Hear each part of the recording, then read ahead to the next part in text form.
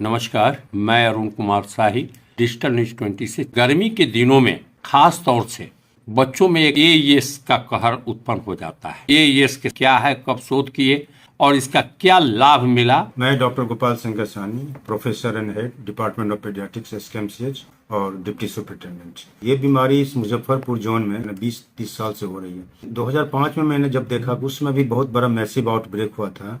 उसमें करीब 400 से 500 बच्चे का एडमिशन हुआ था, जिसमें 250 बच्चे का डेथ भी हुआ था।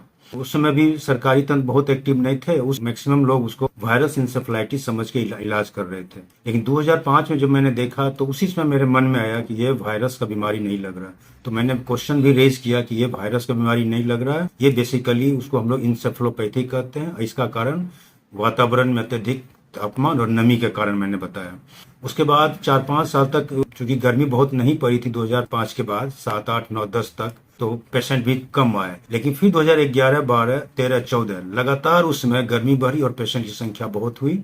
और उसके बाद गवर्नमेंट ऑफ इंडिया के संयोग से यहाँ पर रिसर्च वर्क शुरू हुए 2011, 12, 13 में लगातार 4 साल से रिसर्च लगातार हुआ, जिसमें NIV पुणे की टीम थी, NCDC, CDC अटलांटा की भी टीम आई थी। सभी ने बहुत सारे सैंपल का जांच किए, लेकिन किसी ने भी वायरस की पुष्टि नहीं की। उसके बाद मैंने अपना एक रिसर्च किया, जिसका प्रकाशन 2013 में हुआ था, जिसमें मैंने कहा था कि ये बीमारी हीट एंड ह्यूमिडिटी का ही है और साथ में माल न्यूट्रिशन एक बड़ा फैक्टर है।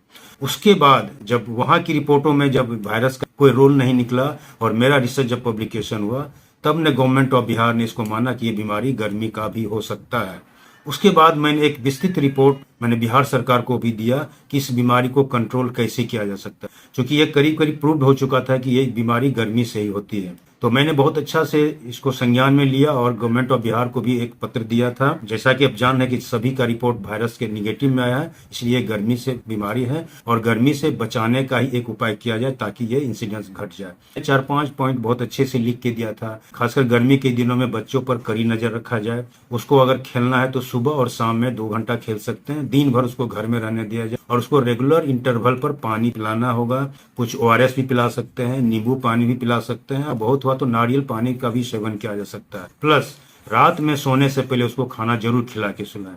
इसी तंत्र को लेके जिला प्रशासन बहुत एक्टिव हुए कि एक बच्चे पर इसका निगरानी किया जाए। और इसका फल ये हुआ कि 2022 के बाद इंसिडेंस भी बहुत घटने लगा। 23 से लेके इसमें 0 मोर्टेलिटी आ गई। 2005 में इसकी मोर्टेलिटी करीब 60% थी। 2011, 12, 13, 14 में करीब 20-30% मोर्टेलिटी रहती थी, लेकिन आज की डेट में ये मोर्टेलिटी 0 है और इंसिडेंस भी सौभाग्य से बहुत घट गया। इसको कैसे करना है, इसका मैंने पूरा डिटेल्स रिपोर्ट 2019 में मैंने दिया था गवर्नमेंट ऑफ बिहार को। आज के दिनों की स्थिति को बताइए सर। इस बार भी अभी जनवरी से लेकर अभी तक का डाटा देखें तो 17 बच्चे हमारे यहाँ आए हैं और सभी स्वस्थ होकर गए। ट्रीटमेंट आउटकम का इम्प्रूवमेंट इसलिए हुआ है कि पेरीफेरी के जितने डॉक्टर्स हैं सभी समय से इलाज करते हैं और रिससिटेट करके यहाँ रेफर करते हैं। कहीं भी एक कोई केस आता है तो तुरंत हमको संज्ञान में मिल जाता है, रात हो या दिन। मैं हमेशा इसके लिए तैयार रहता हूँ। एईएस का बीमारी ये सालों भर रहती है, इसलिए हम लोग सालों भर अलर्ट मोड में ही रहते हैं। लेकिन खासकर जब गर्मी के दिन में जो ज्यादा प्रकोप बढ़ता है उसमें हम लोग और अलर्ट हो जाते हैं। फरवरी महीना होते होते सभी दवाई का हम लोग प्रोक्योर करवा लेते हैं। जांच की सभी सुविधा उपलब्ध है हमारे यहाँ। 24 घंटा PICU में लेबोरेटरी चलती रहती है। एईएस में कुछ इन्फेक्शन वाले भी वायरस रहते हैं, तो उसके लिए वायरस का टेस्ट करने के लिए हम लोगों ने इसको सैंपल को RMRA पटना भेजना पड़ता था। लेकिन इस साल से हमारे VRDL लैब जो प्रिंसिपल मैडम के अंदर में आते हैं, वहां पर बहुत सारे वायरसेस का जांच भी हम लोग ने शुरू करवाया 2026 से। क्योंकि इसके पहले 3 वायरस का ही टेस्ट यहाँ होता था, जिसमें Japanese encephalitis, dengue virus and chikungunya. बाकी 5-6 जो इंपॉर्टेंट वायरसेस हैं जो कि एईएस कराते हैं, उसका टेस्ट नहीं होता था। उसके लिए RMRA पटना सैंपल जाते थे, लेकिन वहाँ जाने आने में 10 दिन 15 दिन भी लग जाते थे रिपोर्ट के लिए। लेकिन इस बार सभी वायरस का टेस्ट यहाँ होना शुरू हो गया।